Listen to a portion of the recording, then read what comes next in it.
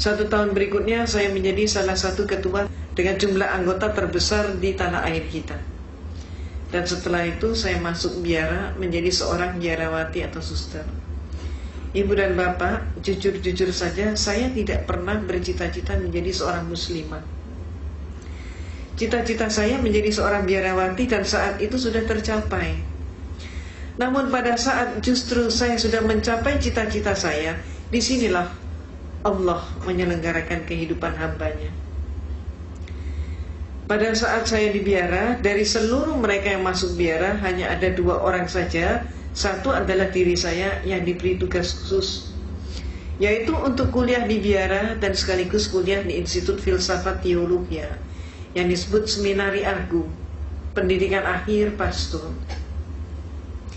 Di sanalah saya menekuni comparative religion, termasuk menekuni Islamologi. Tapi Islamologi yang saya terima di sana bukan untuk menyatakan Islam agama yang hak, tapi sebaliknya untuk menyatakan Islam agama yang jelek. Mereka menyatakan, kalau Anda ingin tahu tentang Islam, lihat saja umat Islam di Indonesia. Maka di Indonesia ini orang yang melarat agamanya apa? Islam. Yang bodoh agamanya apa? Islam. Yang kumuh di bantaran sungai agamanya apa? Islam. Yang kehilangan sandal sepatu hari Jumat siapa? Islam. Yang gak mau bersatu, bercerai-berai terus siapa? Islam. Yang jadi teroris siapa? Juga dikatakan Islam. Maka teman-teman saya sepakat dengan kesimpulan bahwa kalau begitu Islam agama yang jelek. Pada saat itulah saya katakan penyimpulan itu belum benar.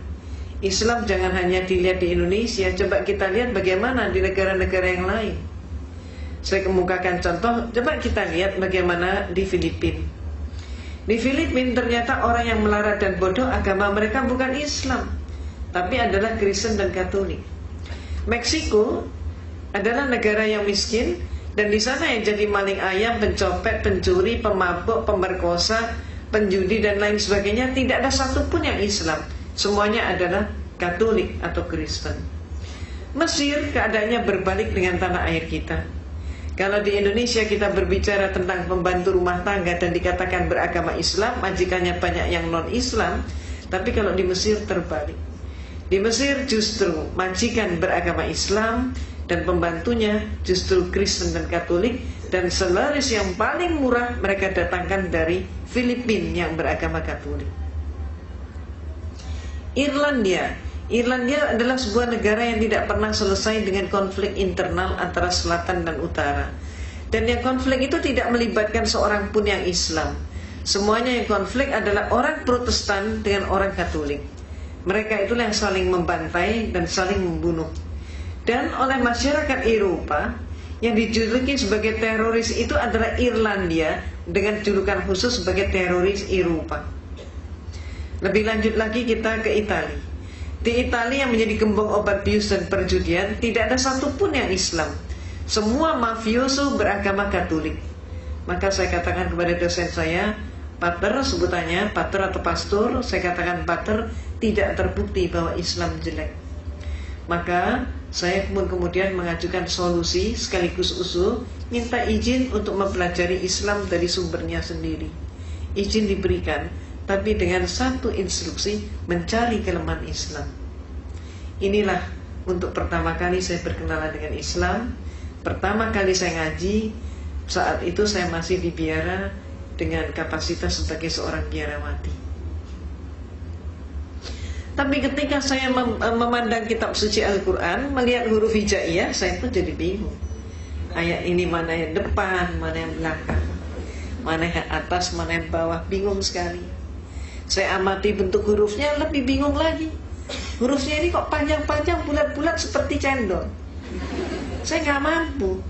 Maka akibatnya, karena keterbatasan waktu, saya putuskan saya harus ngaji dari terjemah. Ketika pertama kali saya memegang terjemah, apa yang terjadi? Keliru juga. Ayat Allah yang saya pelajari itu bukan dari depan ke belakang, tapi kebalik dari belakang ke depan. Dan akibatnya, yang pertama kali saya pelajari adalah surat Al-Ikhlas. Qul huwallahu ahad, Allahu samad, lam yalid wa lam yulad wa lam yakul lahu kufuwan ahad. Malamnya saya ngaji surat Al-Ikhlas, persis pagi harinya saya mendapatkan kuliah teologi di mana dosen saya menyatakan Tuhan itu satu tapi pribadinya tiga. Inilah penyelenggaraan Allah. Sehingga malam harinya ada kekuatan yang mendorong saya untuk kembali ngaji. Allahu Ahad. Ini yang benar menurut suara hati saya begitu. Maka hari-hari berikutnya saya dialogkan dengan dosen saya. Saya katakan, Pater, saya belum paham hakikat Tuhan. Maka kemudian dosen saya pun bertanya, bagaimana mungkin seorang biarawati tidak paham hakikat Tuhan? Kaget sekali dia. Maka dia pun maju ke papan tulis, menggambar sebuah segitiga sama sisi.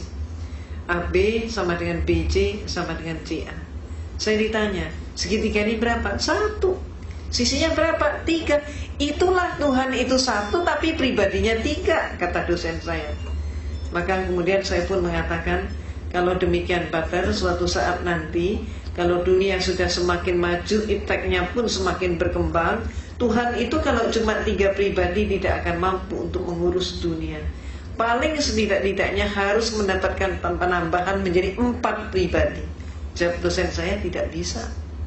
Saya jawab, bisa saja. Maka saya pun maju ke papan tulis, menggambar segi 4 sama sisi. Kalau dosen saya menyatakan Tuhan itu pribadinya 3 dengan menggambar segitiga, maka saya gambar segi 4 sama sisi, sah-sah saja kalau saya katakan Tuhan itu pribadinya 4. Apa kata dosen saya? Tidak boleh. Kalau tadi tidak bisa, sekarang menjadi tidak boleh. Maka kemudian saya tanya kenapa? Jawabnya, ini dogma. Dogma adalah hukum atau aturan yang dibuat oleh pemimpin gereja. Maka saya tanya, Pater, kalau saya belum paham dogma itu bagaimana? Dia mengatakan, Anda paham atau tidak, terima saja, telan saja, dan jangan dipertanyakan. Kalau Anda bertanya, kalau Anda ragu, hukumnya dosa.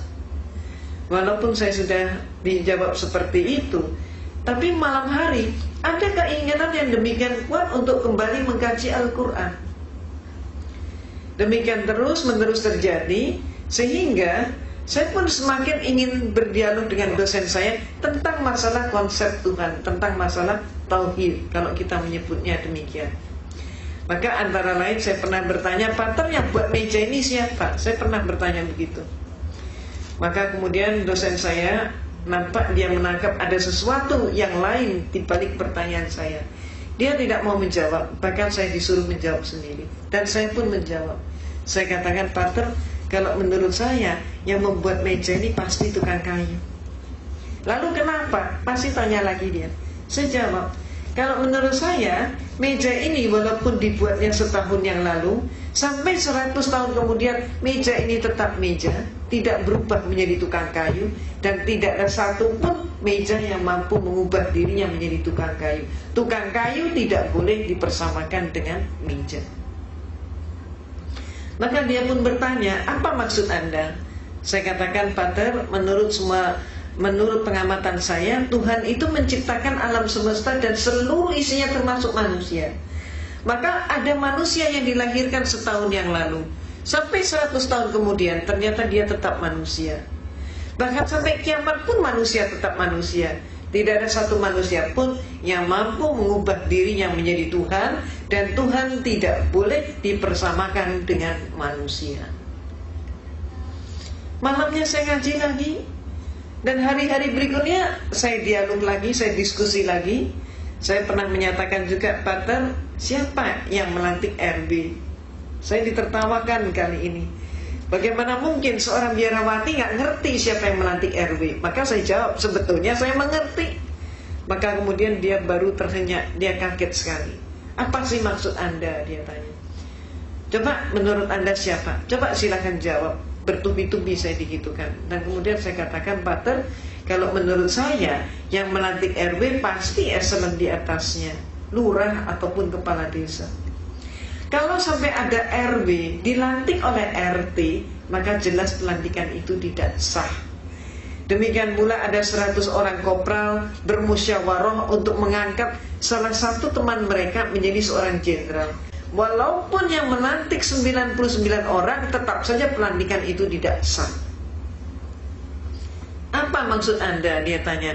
Maka saya katakan, Pater, menurut pengamatan saya, Tuhan itu menciptakan alam semesta dan seluruh isinya termasuk manusia. Manusia hakikatnya sebagai hamba Tuhan. Maka kalau ada manusia melantik sesamanya manusia menjadi Tuhan, jelas pelantikan itu tidak sah. Malamnya saya ngaji lagi, terus seperti itu.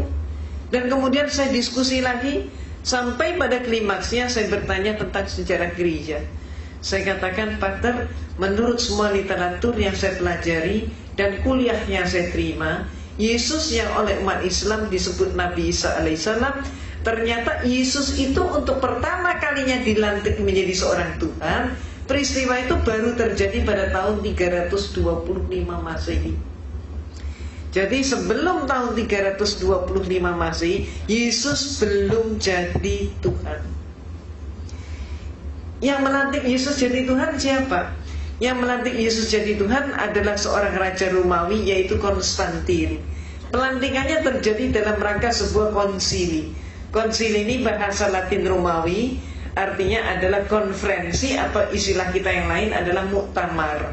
Terjadi di kota Nizea. Maka disebut Konsili Nizea tahun 325 Masehi. Ini untuk pertama kalinya Yesus jadi Tuhan. Jadi sebelum itu dia belum jadi Tuhan. Sayangnya sejarah ini tidak dipahami oleh 98% umat Kristen. Walaupun sejarah ini ada di dalam buku-buku mereka. Cuman dengan sengaja pemimpin-pemimpin gereja menutup sejarah tersebut agar supaya umatnya tetap tidak tahu. Kenapa? Kalau sampai umatnya tahu, umatnya akan terguncang sekali kalau mengetahui Yesus diproses dari manusia menjadi Tuhan, dan yang melantik adalah seorang manusia. Maaf, keadaan yang terjadi di tanah air kita, Kristennya sendiri juga nggak ngerti konsep ketuhanan Yesus, tidak tahu sejarahnya. Mereka kemudian menyerang kita umat Islam dengan program kristenisasi dan pemurtadan, sedangkan kita umat Islam juga sayangnya gak tahu sejarah itu. Itu sebabnya apa yang saya informasikan ini termasuk menjadi bekal dakwah kita. Kalau ada serangan, katakanlah yang hak itu hak, yang batil itu batil. Sejarah ini perlu diungkap.